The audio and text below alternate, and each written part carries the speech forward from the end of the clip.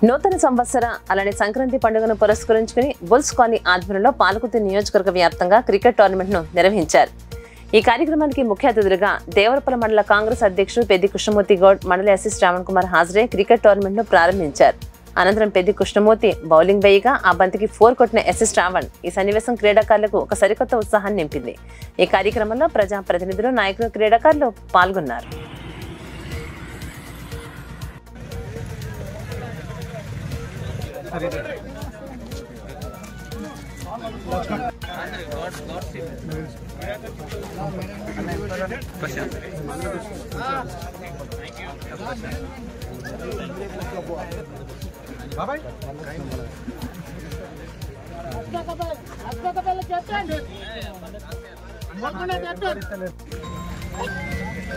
పట్టుకో మంచిగా పట్టుకో.